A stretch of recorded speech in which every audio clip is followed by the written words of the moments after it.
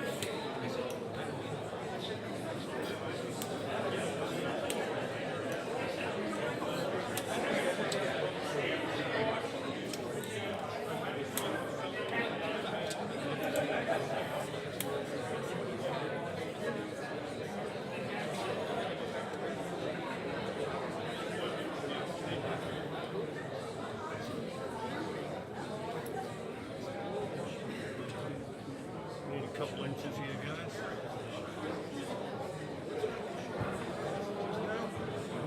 Sure.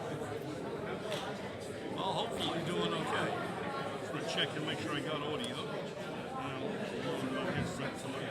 Have you connected?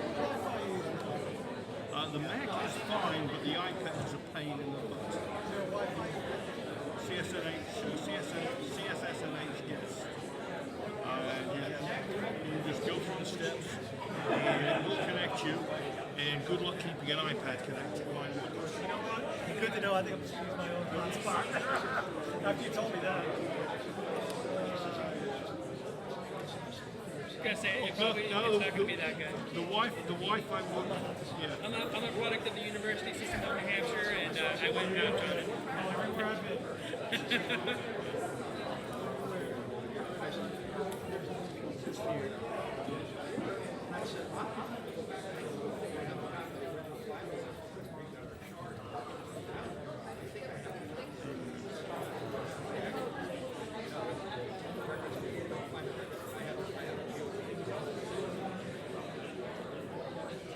Well, she didn't want to weigh in on it this morning because I called her, texted her, she was busy with work. Well, I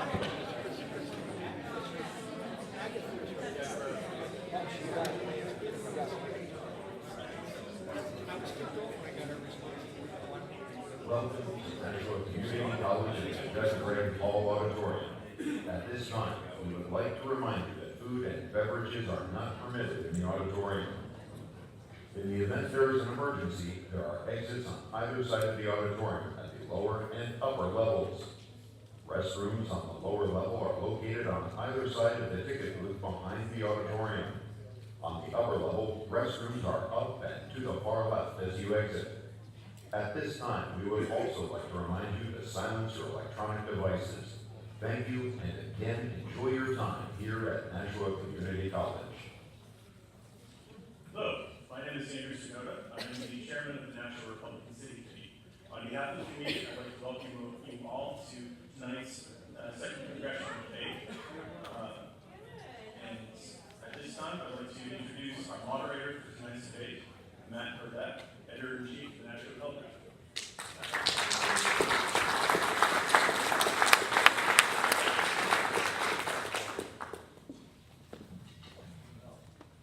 Good evening, everyone.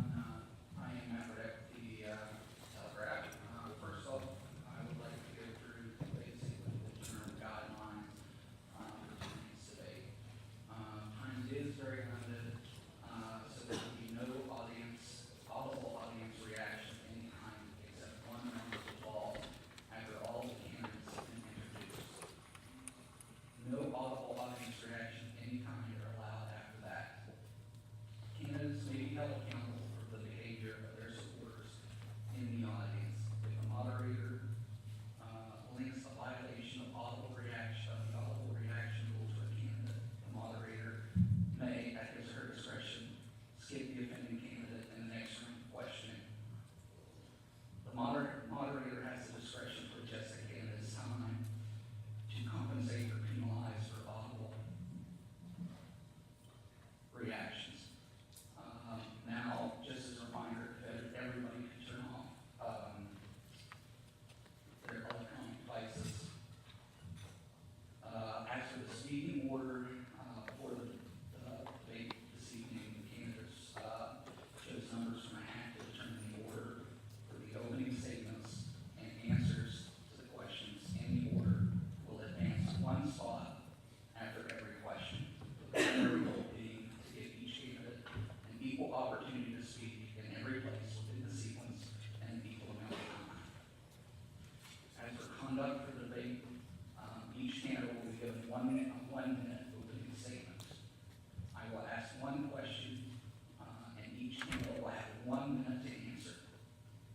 It will also be at my discretion to award between 15 and 30 seconds to a candidate who has been referred to in a negative manner. Now for the candidates, drawing the number 1 spot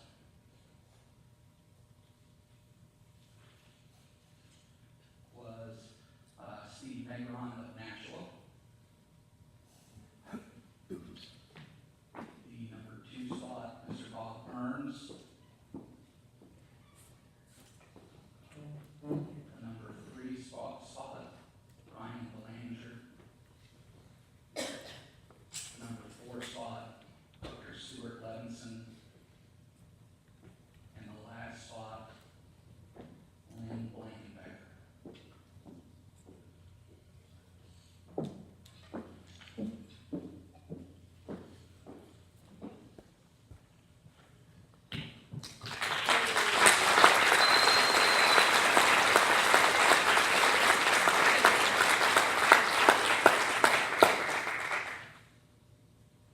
Okay, now I believe we're ready to get started with our opening statements. So candidates, if you'd like to have a seat.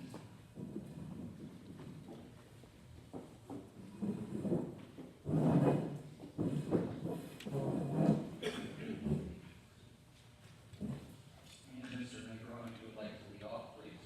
Well, thank you very much, and thank you for everybody for coming out, specifically to Matt. Thank you, sir, for moderating, to the NRCC, once again, a phenomenal event for us, and to Nashua Community College for hosting us. I am Steve Negron, and I am going to unseat Ann Custer. For over 40 years, I've been answering the call of duty in both the public and private sector. I'm a retired Air Force officer, and I'm a small business owner. I will protect and defend the unborn. I will protect and defend the Second Amendment, not just the Second Amendment, but every one of the 10 of the Bill of Rights. I will fight to make the tax cuts that were done in December permanent. I will fight and support President Trump to go ahead and do immigration reform and help them build a wall. And I am a veteran. I will fight for veteran causes.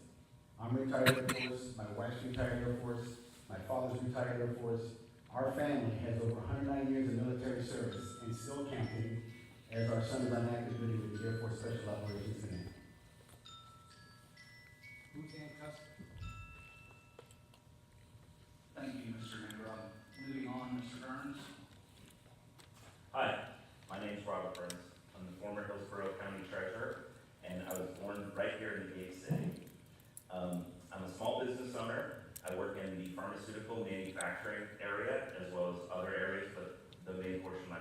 pharmaceutical manufacturing. My mother came here as a legal immigrant, and that's what got me into politics. I worked for various candidates over the years, including Mike Huckabee, Newt Gingrich, and lastly, Donald Trump. A big reason that I'm running for office is to go to Washington, D.C. to support our president and to help him drain the swamp. As we know that many people there in D.C., Republicans and Democrats, are not supporters of our president and would like to see him fail.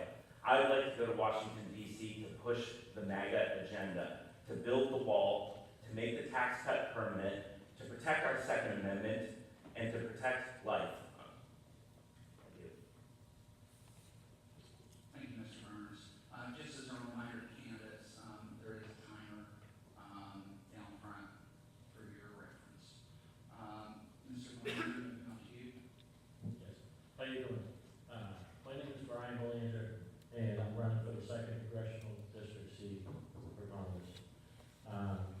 My parents are small business owners, and my whole family has been small business owners for many years. We serve the people of our community, and I want to go to Washington to bring the people's voice back to Washington. We need to bring our voice to Washington so that we can end wasteful spending. We can stop purchasing things we don't need to purchase. We can stop spending money in departments that don't need to be spent. We need to support a lot of the agenda of the administration. The administration is coming up with some good ideas, and we need to push those ideas for we the people. And it's all about working for the people, because that's what our job is. I'm coming down to the end of my time, so thank you very much. Thank you, Mr. Bellinger. Dr. Levinson. Thank you. Thank you all for coming out tonight. I'm Stuart Levinson. I'm running to restore accountability to government. I'm the only one running who has a proven record of taking on the special interests and getting real results for the people of New Hampshire. When I blew the whistle on corruption at the VA, I risked it all, but that's what leadership means. Now I'm asking for your support to blow the whistle on Washington, to end illegal immigration, to defend our constitutional rights, and to deliver for our veterans. We don't need any more career politicians. We need conservative outsiders who will work with the president to drain the swamp. I'm a doctor, I'm not a politician. Doctors have always been advocates for their patients. As your congressman, I'll be an advocate for you in the 2nd Congressional District. This is another election cycle. You hear a lot of promises, but look at my background and you'll see that I've always delivered. Thank you. Thank you, Dr. Levinson. Ms. Blankenbecker.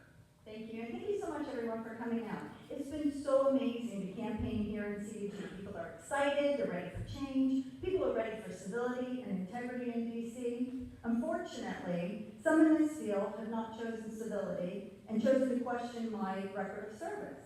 So let's set the record straight right now. I've been a military nurse for 32 years, and during peacetime and in wartime, I was a combat nurse. My job was not to charge the beachhead or take the hill, but my task was to try and save the lives of those who are willing to make the ultimate sacrifice for all of us. I've nursed warriors back to health so they can see their families again, and tragically, I have held the hands of wounded warriors who have died in my arms and taken their last breath.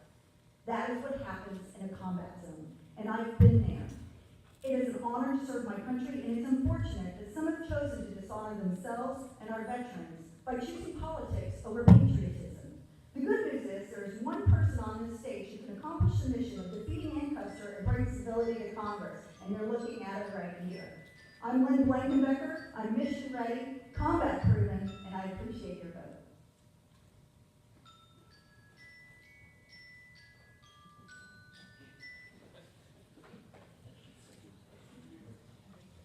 Thank you, candidates. Now we will begin to move into our questions for this evening. First, being on taxes, the deficit, and the economy. The United States has been experiencing economic growth during the Trump administration. What problems do you anticipate as the potential challenges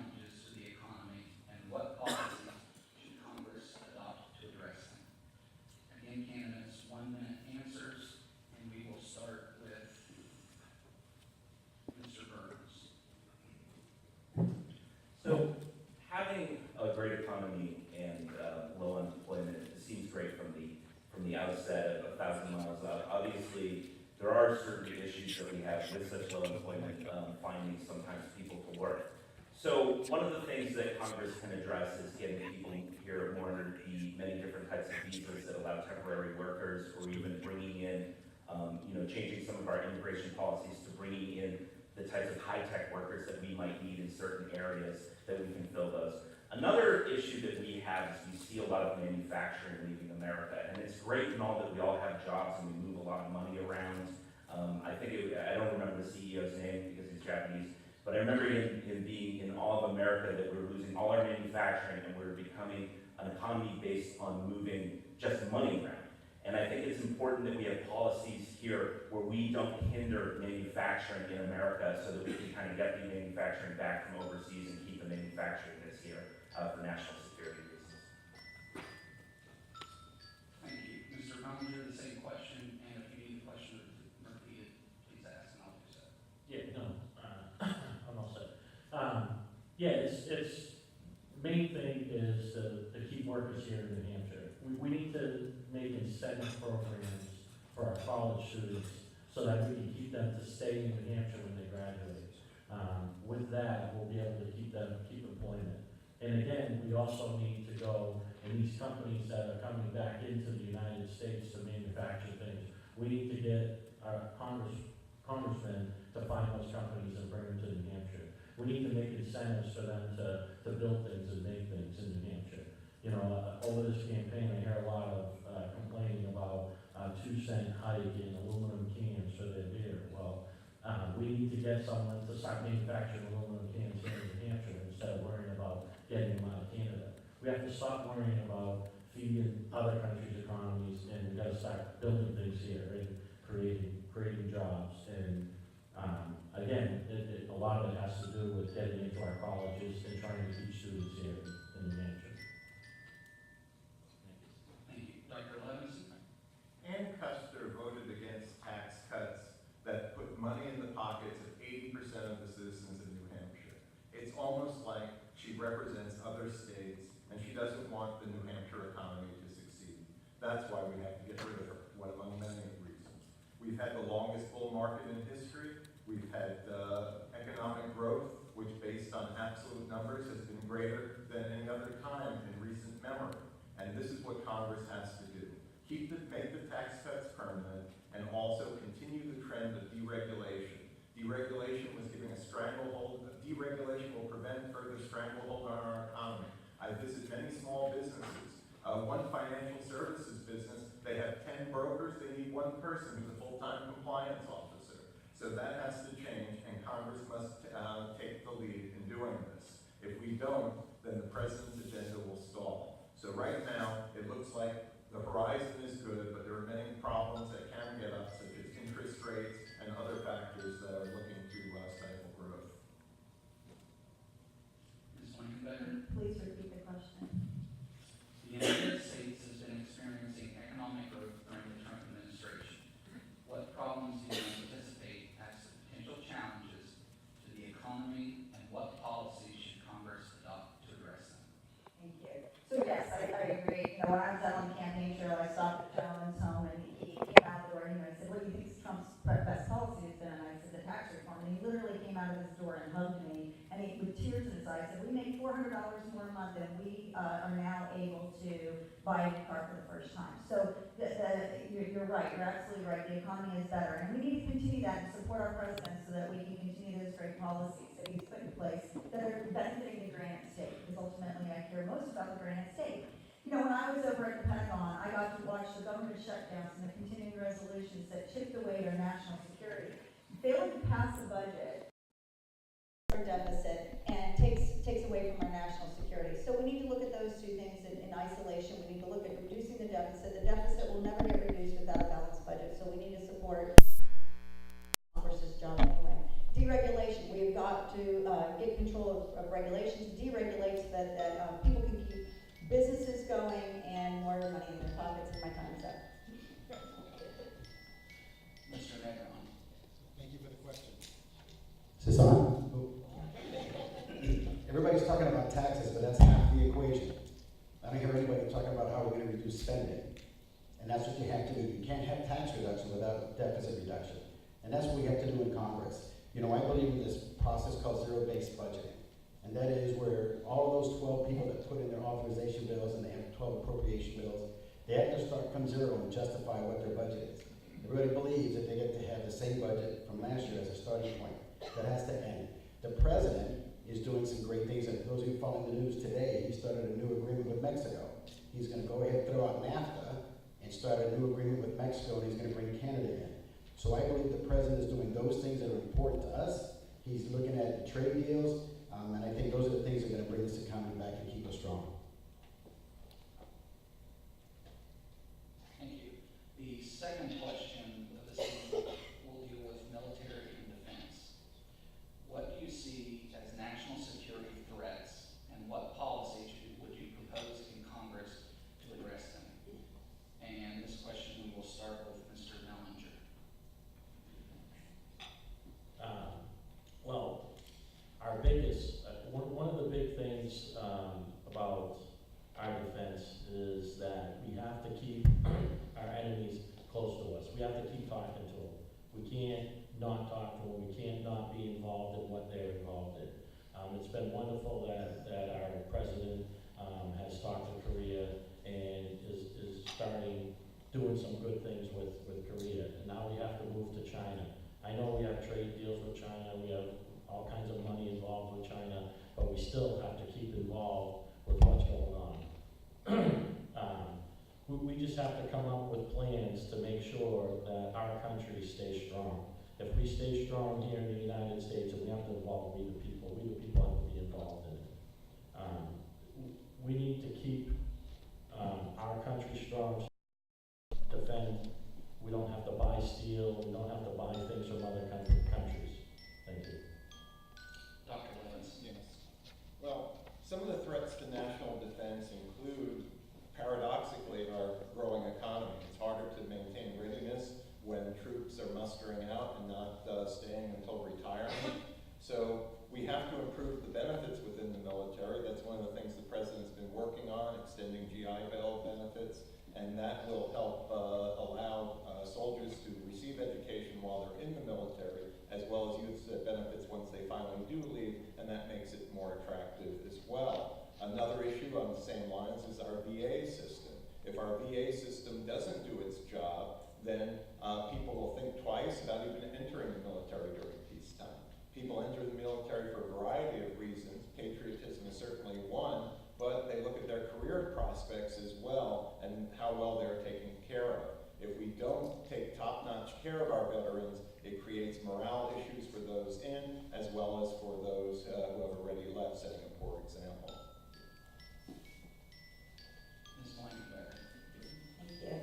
So, when I was at the Pentagon, the government shutdowns and continuing resolutions really chipped away at our national security, and I alluded to it just a little while ago, but the Pentagon has 23,000 people, 60% of which are civilians. So whenever they shut the government down, or whenever there's a continuing resolution or a furlough, those folks can't come to work. There goes all your institutional knowledge. And think about what happens at the Pentagon. That's just one example of ways that our national security is being chipped away at. Certainly as reservists, when there's a government shutdown or a continuing resolution, we can't train, and readiness takes a hit. Those of us who do, I'm still in the reserves, I've missed valuable training opportunities this year alone because of government shutdown. So we've definitely got to get control of the budget and get Congress doing the job that they're supposed to do. Secondarily, the pivot is over to the Pacific now. We've got old ships. Every one of you have picked up the newspaper, I'm sure, and seen that we've got commanders of ships that are being relieved because of accidents. That's because we're overtaxing them. We don't have enough people. We don't have enough training, and our equipment is getting old. We see airplanes crashing, and I'm done. Mr. Negron. Absolutely. I think before you can answer this question, you have to know and understand what the national security strategy is and what the 4 pillars of the national security strategy are. I don't think anybody up here on this table understands that the way I do, right? So it's protect the homeland. That's the very first one that we have to do. So how do we do that? We make sure that we have the right military. And it's not by spending too much money, it's by spending the right money. That's one of the first pillars. The other one is promote American prosperity. We're doing that right now when we say with the GDP of 4.1%. That's what the president does, and he understands what those pillars are. Preserve peace through strength. That's the military. Like I said, my family has 109 years of military service, and that's what you have to do. Remember, this is an all-volunteer force. So So you better make sure you take care of the men and women today, both the airmen, Marines, Army, and Coastie, because they're not going to be there tomorrow to go ahead and volunteer. And the last one is to advance American influence. How do we do that? We do that by helping other countries. So you have to fundamentally understand what the national security strategy is. I do. I've helped write policy before, and that's how you keep America's strength through the way we do. Thank you. Mr. Burns, Can you repeat the question, please? what do you see as national security threats and what policies would you propose in Congress to address them? Okay, so national security threats, I mean, obviously there's a number of threats, whether it be from Russia, military invasion, we have national security threats of ISIS coming over our borders, both from the south and the north, and I think a lot of people are focusing on one. I'll talk about something that's kind of near and dear to my heart. Because I work in manufacturing and stuff, one of the most important things that I think we can always protect is in a country, making your own food, pharmaceuticals, and having manufacturing here is very important. Like we saw during the Second World War, it was Detroit that won the Second World War. And I think that the policy is to keep that sort of here. So I work for a company that makes a vaccine particularly only used in the military. And this was something that wasn't made for a number of years because of overbearing government regulations. And those are the types of things that we need to look at. And it's important because we don't even make light bulbs anymore in the United States. That if we see another SARS outbreak or something like that in China, we can see a lot of adverse threats both to the United States and to the world that we need to focus on. Thank you. Our third question this evening will deal with immigration policy. What changes do you propose for U.S. immigration policy? Dr. Levinson. Yes. This is an important topic, immigration policy. We have to build the wall. We will never correct this national fiasco of immigration policy while our borders remain porous. It's actually more than a fiasco, it's a tragedy. Look at the story of Molly Tibbetts. She died because we allowed violent criminals into our country. And as a country, we have yet to agree on removing those violent criminals who become the scourge of our inner cities. We can determine on the rest what status they want. A lot want to just come here, work, and go back, which is a great diplomatic mission in itself. I've talked to farmers across the state who they can't fill jobs with Americans. They're forced by immigration law to advertise in newspapers. Some of them are spending $500, $1,000 to get workers knowing not a single person will apply. Because of the turmoil of immigration policy, they can't even get the appropriate number of visas for the same group that's been coming for the last 20 years to do the work. This has to change. Ms. Blankenbecker. Well, there's no doubt that we need to secure our borders. We've got a lot of problems in this nation because our borders are so porous. We can't talk about the opioid crisis without talking about immigration. We certainly have a lot of other issues, crime that is coming over, and just as Dr. Levinson pointed out with Molly Tibbetts' case most recently. But, so, of course, we've got to support the president and build a wall. We definitely need a physical wall, we need an electronic wall, we need boots on the ground, we need ICE, there to protect us as well as the National Guard, which is what they're trained to do. And so I definitely support securing our borders through a wall. We need to stop with the sanctuary cities already. Those sanctuary cities are costing us billions of dollars. We could have built the wall already with the sanctuary city money that that they're talking about spending. So no sanctuary cities. And we need to enforce our laws. We have laws. There are a million ways, well, not really a million. There are a lot of ways to come into this country legally, and folks are doing it all the time. We pointed out already that you can come in on a work visa. You definitely can come in if for other types of visas. But we need to make sure that the policies that we have in place and the laws we have in place are enforced. Mr. Negron. Thank you very much. Well, as a grandson of a Mexican immigrant, it's very close to my heart what these immigration policies are. My grandfather came over here the right way. We had laws. We need to make sure that we enforce those laws, and we need to get back to doing that. But we talk about immigration. Congresswoman Custer sat on the floor and gave a vote of president when we wanted a vote of confidence for our ICE agents. When you look at the Pew Research about in 2015, it said that there were 11 million illegal immigrants in this country. There were over 1,500 people arrested for human trafficking. It is a national issue, it's a crisis. What we need to do is make sure that we provide the people the right resources. We need to make sure that those people in the U.S. Border Patrol and ICE agents are provided the right tools and material. We need to make sure that we look at what those laws are on the books. We need to enforce those on the books. And if some need to get changed, we can look at those on a time available basis. But the point is, those people out there that are protecting our borders, we need to make sure that the government is doing what they have to do to give them the right resources. Mr. Burns. So I think that hello? So it just not work? Hello?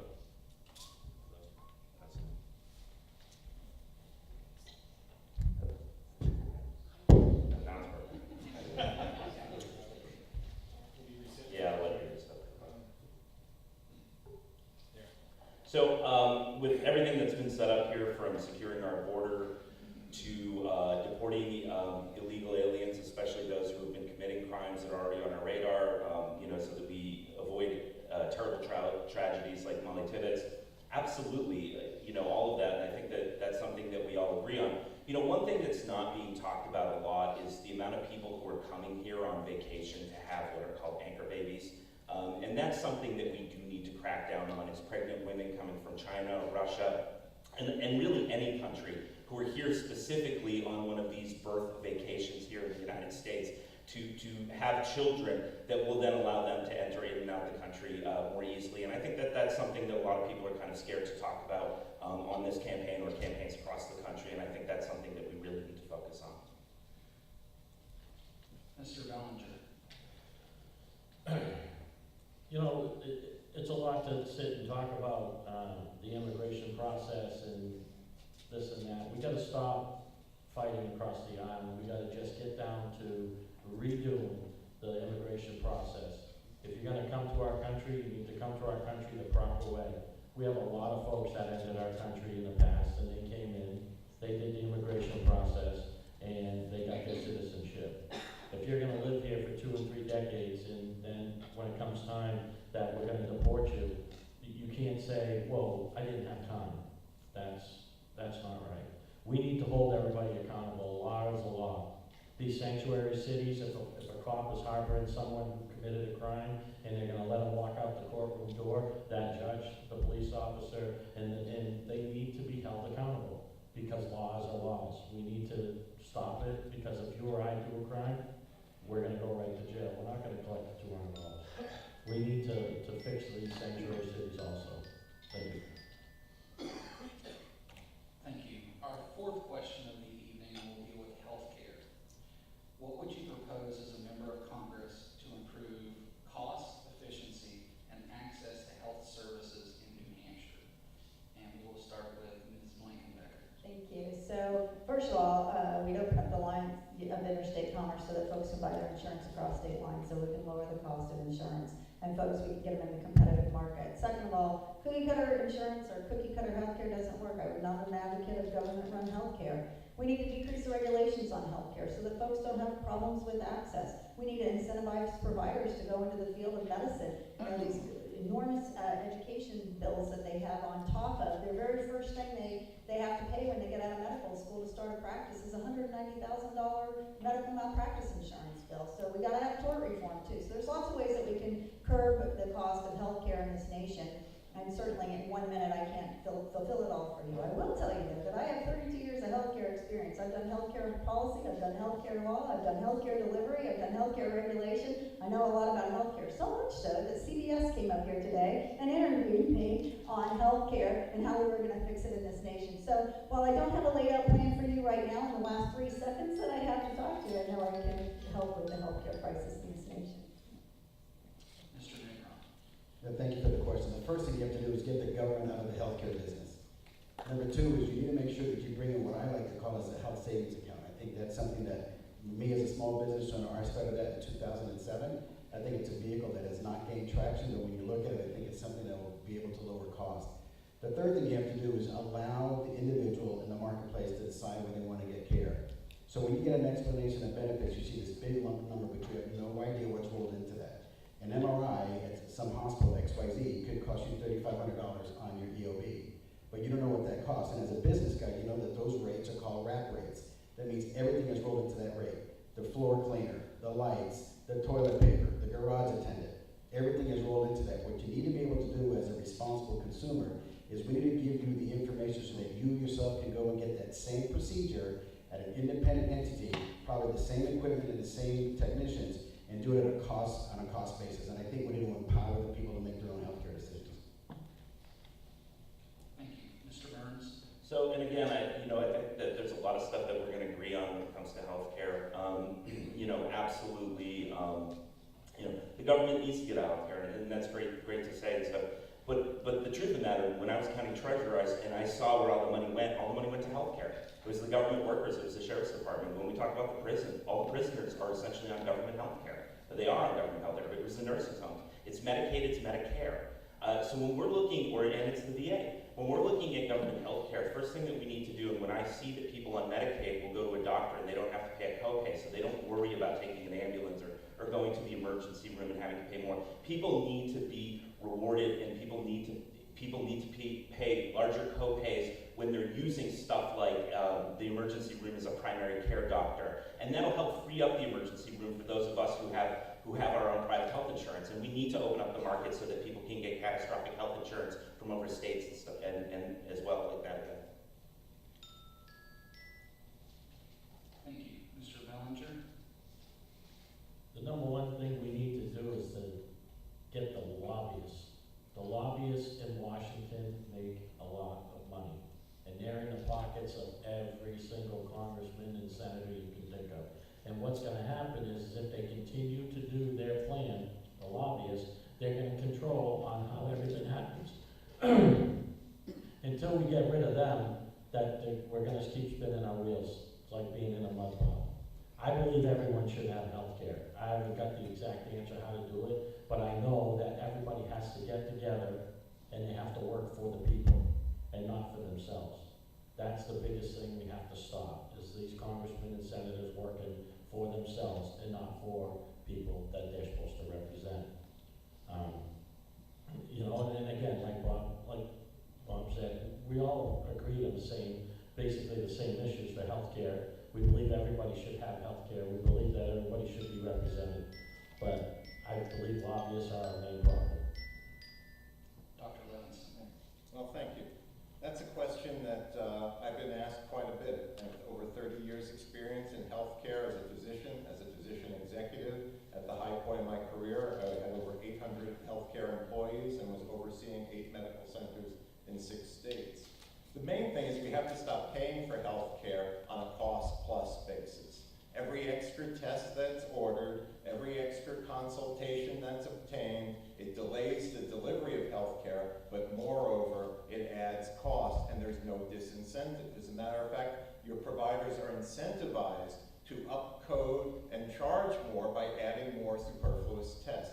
This really has to stop, because no matter how you pay for healthcare, you won't control it until how you charge for healthcare. Families cannot afford health insurance. All Obamacare did was exchange one group of uninsured for another. Sure, we need a safety net, but moreover, we need a health plan that middle-class people can afford and not have to worry about whether they can buy a house and get a mortgage because they want to buy health insurance. Thank you. Our final question of the evening will deal with energy. New Hampshire has been saddled with particularly high energy costs. What would you do to help New Hampshire families and its businesses? Mr. Negron? Thank you. Well, the first thing we have to do is we need to stop regulating energy in any state. That's not the government's role. The free market is what determines what the price point should be. Look, we know that as a small business owner, particularly the cost of energy drives people's behavior, and it may mean that people move out of the state of New Hampshire to find a place that has lower energy costs. I don't know what the answer is, but everything for me is on the table, whether it's wind, whether it's hydropower, whether it's nuclear, whether it's oil, gas. It really doesn't matter. What has to matter is that the government needs to get out of regulating energy, let the free market determine what that price point is, and let the states decide what's good for them. Anytime you have the big government reach its big paw into a state's pocket, it creates chaos and it creates problems, and we've seen that in this state, and I've seen it in the State House. So what we have to do is make sure that we back out of it, let the states do what they think is the right thing to do, and get the government out of regulation. Mr. Burns? Nuclear energy. That's what we need to be investing into. We need to be investing into nuclear energy, building new nuclear power plants, lifting off on the regulations, a lot of which have been put there by the lobbyists from the oil and fossil fuel industries. We need to get under their thumbs and then bring in nuclear energy energy. I mean, we see, Iran, fighting to open up a nuclear power plant, and the liberals here saying, it's their right to have one, yet we're not talking about bringing any more nuclear energy to the United States, which is ridiculous. And I've spent a lot of time in Europe where you have countries like France that run off of 75% nuclear power, and even here in the state of New Hampshire, it's 50%. But a lot of the other energy that we're using, like biomass and stuff, is very expensive to the ratepayers here. So absolutely more nuclear energy, less regulation, and we need to be working with people to build more new nuclear power plants.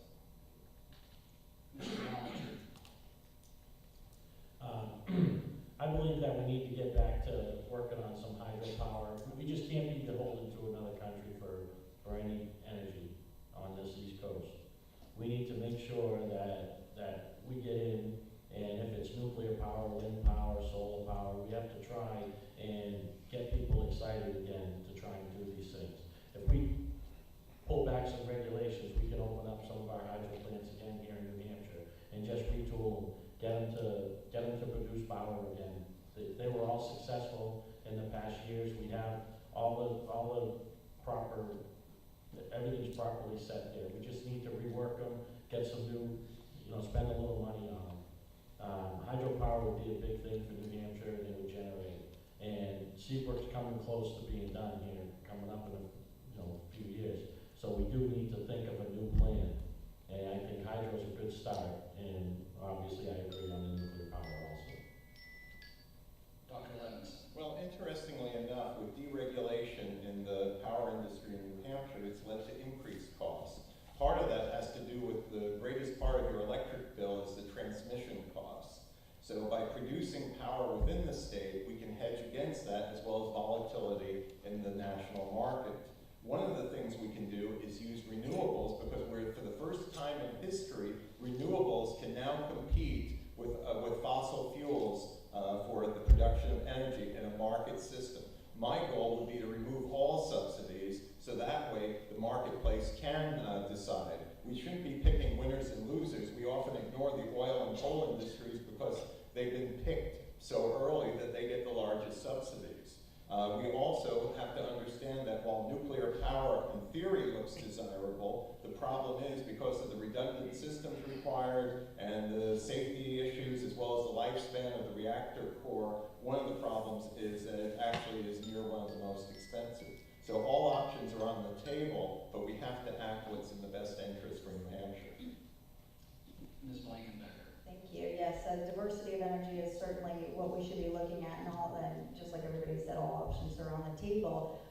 The important thing for me is when I get to Congress is I really need to look at what the Granite Staters want. And so we have looked at the Northern Pass. The Granite Staters didn't want it. The Brookline Pipeline, Granite Staters didn't want that. And so while we do need to look at all kinds of sources of energy, biomass is a huge source of energy here in the state of New Hampshire, and we need to look at all types of energy. But the reality is what's going to work for California is not going to work for the state of New Hampshire. Maybe solar energy is better for them, and hydroelectricity wouldn't be an option for them. Probably not. Where it might be an option somewhere else. So my focus is really on the Granite State. My focus is on, does it meet the Granite State's needs? Is it going to change the character of the Granite State in a way the Granite Staters don't want that? We're not going to force energy choices on to the Granite State. It's the people's voice here, and they should get to decide. And I certainly agree with, the Department of Energy.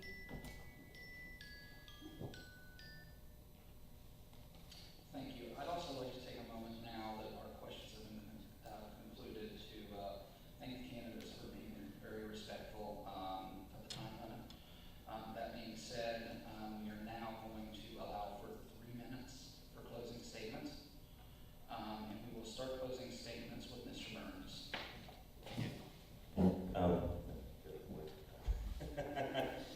Thank you for coming out. So I think one of the most important things to consider right now when we're talking about this, and from a guy who has spent a lot of time in politics and it's about beating Ann Custer, is who can beat Ann Custer.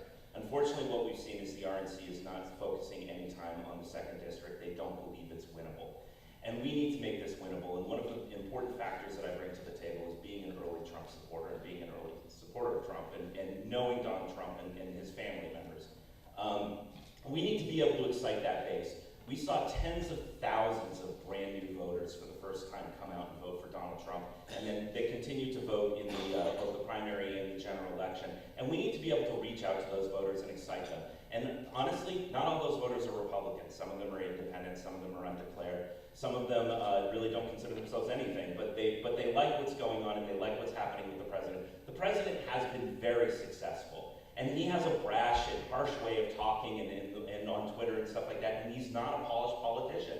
And they want somebody that they can believe in, that's going to go down there and help the president drain the swamp. They don't want another slick-talking politician who's going to tell them what they want to hear at that time. They don't want somebody with a record. Somebody with a record of being, pro-Second Amendment all his life. Somebody with a record of being pro-life all his life. Somebody with a record of being from New Hampshire all his life, who's lived across the entire state, who's went to school at Keene State College, born in Nashua, New Hampshire, spent his summers on Lake Sunapee. Somebody that can relate to them on all these various factors, who is also an early supporter of Donald Trump, that they don't have to worry about, that once they get into Washington, they're going to start to change their mind and change their votes and be pressured by the swamp to do what the swamp wants them to do. So that's why I'd like your vote on September 11th, so I can go on to beat Ann Custer and to get those deplorables out here, to vote Ann Custer out. Thank you. Mr. Bellinger? I don't know if there's ever a right answer or a wrong answer. I don't know if there's ever, everybody has all the experience to do the job, because I don't think nobody has all the experience to do the job. It's who's going to represent the people. We have to go back to our original core values, where there was no Democrats, no Republicans, no independents, where there was just we the people back in Philadelphia when they all came together and built our great nation. We have to build our nation strong again. We have to make our steel in America. We have to our manufacture, our farming. We have to get behind the people. So you need someone who's going to go to Washington to represent the people. Again, like I said, I don't always have the right answers, but I know that I have a business background, I'm not a politician, and I'm going to go and fight for the people of the Granite State, because that's what I believe in. I am one of the people, because I don't have expensive house, expensive car. I go and live day by day just like everybody else that's in the Granite State. I understand what it takes to wake up in the morning and figure, oh, damn, I gotta make a house payment, I gotta make a car payment, I gotta put a kid through school. I understand all that. I have to understand that what's gonna happen when my kid comes out of school. What's gonna happen for my granddaughter in the future? What is our country gonna be like?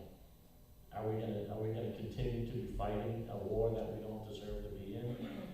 We have to make all these decisions, and some of these decisions will be made on the fly. Some of these decisions are going to be made while we're in Washington, but it all counts on coming back to the state.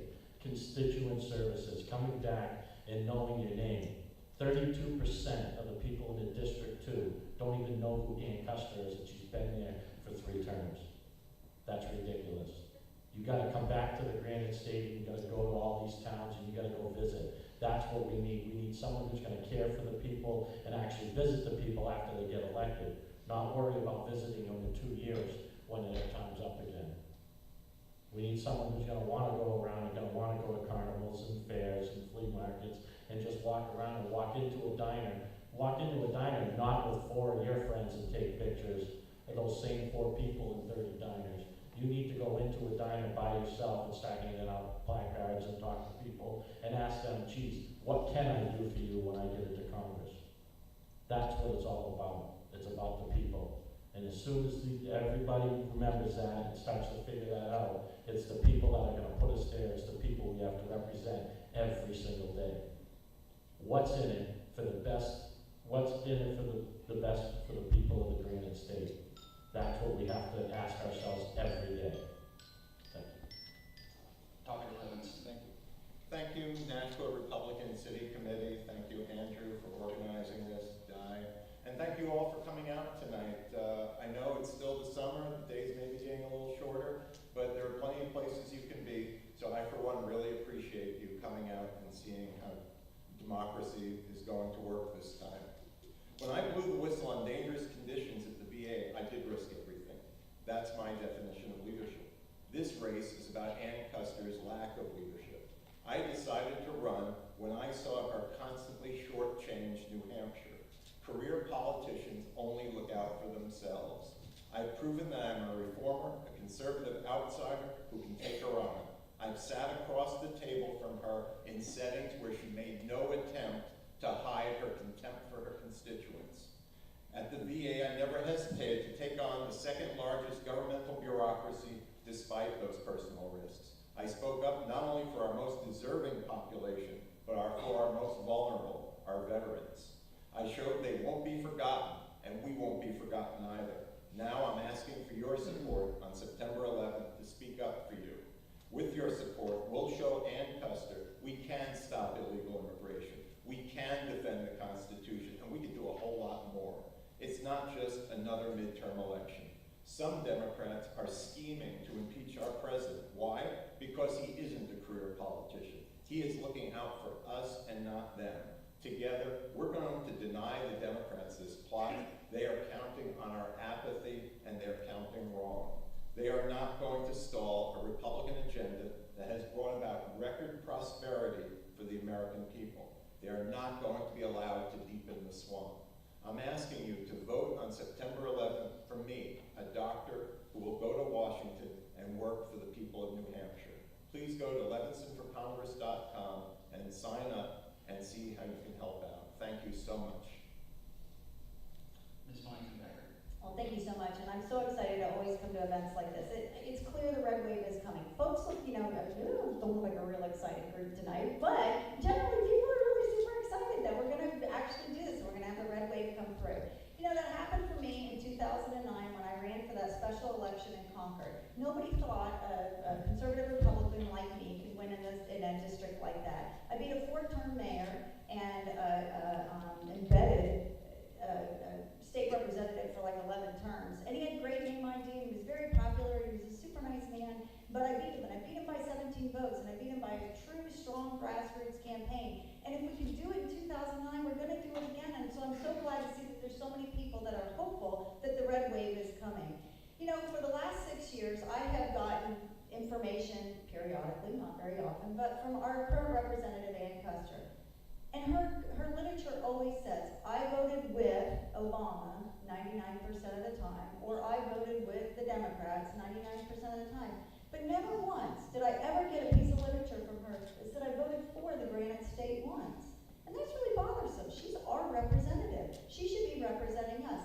And when I was at the Pentagon and I got that front row seat to the dysfunction going on in Congress, and infighting and that gridlock that was a result of it, the congressional temper tantrums where our congresswoman literally sat on the floor.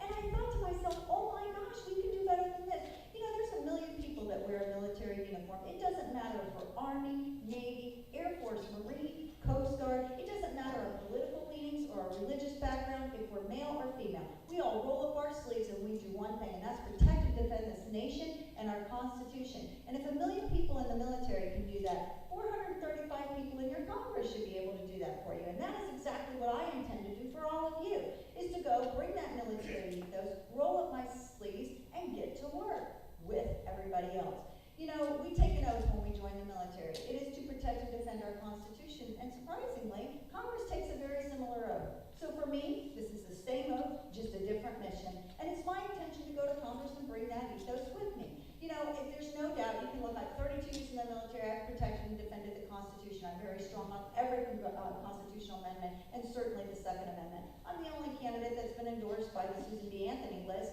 It's clear I'm a pro-life legislator. I think as conservative Republicans, we are very similar in a lot of ways. But the question is, who is going to be Ann Custer on September 11th? And I will tell you that I have the background, I have the ethos, I have the character and the integrity to do that. I've already formed coalitions with my MAVPAC and my War Veterans Funds members, where we're going to come together with honor, and we're going to work together for all of you. So I know where the code machines are, I know my way to the bathroom, I'm ready to get going. Congress is fractured, and we need to send this nurse there to heal it. Mr. Negron. Well, thank you, Matt, and once again, thank you, sir, for moderating to the NRCC, and we've had 2 great events within 4 or 5 days, so thank you, and to Nashua Community College. You have to ask yourself one question only. When you walk into the booth and you circle the bubble, you have to ask yourself, who can help the president on day one? That's what you have to ask yourself. My career has not been singularly focused. There's a bunch of people up here that have done some great things for a very long time. My background in the Air Force was in the nuclear ICBM world. I think that's pretty pertinent right now, what's going on in North Korea and what's going on in Iran. Nobody up here at this table has that nuclear background, but I do. I bought weapon systems for the DoD. You've heard the president say, you know, we've got to cut back on how much we spend on buying weapon systems. I've done that. I know where those black holes lie. And I did it both from the government side and from industry side. I ran the largest defense corporation, Lockheed Martin's business development office in Boston for 5 years. So I understand what motivates industry. I also understand what it is we need to do to buy weapon systems. My last assignment, I was in Space Command. That's pretty pertinent right now as well. So I understand what it is on the space side, and I work with the Army Space and the Navy Space underneath the Unified Command of U.S. Space Command. And I'm a small business owner. So I understand when you write your name on both sides of the check, it's a different perspective. You know, our families had to do without so that we keep the company going. President Trump's a business owner. There's a parlance that you have when you talk about what it is that you need to do to make things go forward. Lastly, Mr. Trump, our president, is not a shrinking violet. Neither am I. I've proven that in the State House. You know, it's easy to go ahead and have a counter vote against a Democratic governor. It's a lot harder when you have to have a counter vote against a Republican governor. You have to have that kind of moral conviction. I've done that. Yes, I've been called into the Speaker's office, and I was a freshman, and he kind of looked at me and goes, you know, you voted the wrong way. And I looked at him and said, well, with all due respect, Mr. Speaker, I don't work for you. I work for the constituents of Nashua Ward 5. So when you go into that booth, you ask yourself, who's the person that we want to send to Washington to take on Ann Custer? And quite frankly, I look for the opportunity to debate Ann Custer on many topics, on world issues, on immigration, national security. I welcome the opportunity to dialogue with her. So I want to say thank you all for coming out. It's always nice to be in my backyard here in the town of Nashua. This is my home. God bless you all, and God bless Nashua, and God bless the United States of America. Thank you. Thank you, Candace. A round of applause, please.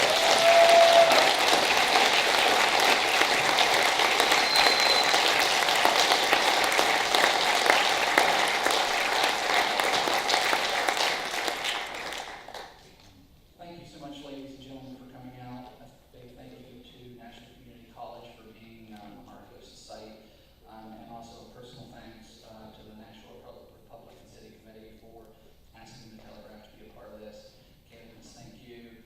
I do have one quick announcement before we